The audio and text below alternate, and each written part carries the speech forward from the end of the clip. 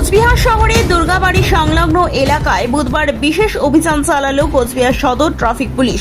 মূলত বাস, ট্রাক সহ বিভিন্ন যানবাহনে অবৈধভাবে লাগানো এয়ার প্রেসার হর্নের বিরুদ্ধে এই অভিযান চালানো হয়। ট্রাফিক পুলিশের দাবি, এই ধরনের হর্ন ব্যবহারের ফলে পরিবেশে শব্দ দূষণের মাত্রা ক্রমশ বৃদ্ধি পাচ্ছে এবং সাধারণ মানুষ সমস্যার মুখে পড়ছে। অভিযানের সময় একাধিক গাড়ি দাঁড় করিয়ে তল্লাশি চালানো হয়। যেসব গাড়িতে এখনো পর্যন্ত এয়ার প্রেসার হর্ন পাওয়া যায় সেগুলি খুলে বাজেয়াপ্ত করা হয়। পাশাপাশি গাড়ির চালকদের সতর্ক করে দেওয়া হয়, ভবিষ্যতে পুনরায় এ ধরনের অবৈধ হর্ন ব্যবহার করতে দেখা গেলে তাদের বিরুদ্ধে কঠোর আইনগত ব্যবস্থা গ্রহণ করা হবে। এই বিশেষ অভিযানে নেতৃত্ব দেন কোচবিহারের সদর ট্রাফিক বলে জানা যায়।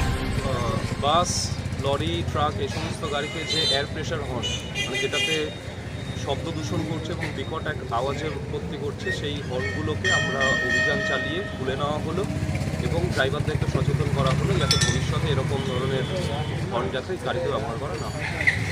কিন্তু ফাইন করা হয়েছে?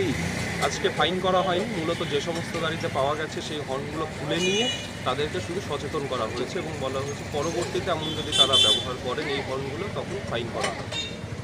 এই অভিযান কি লাগাতার চলবে?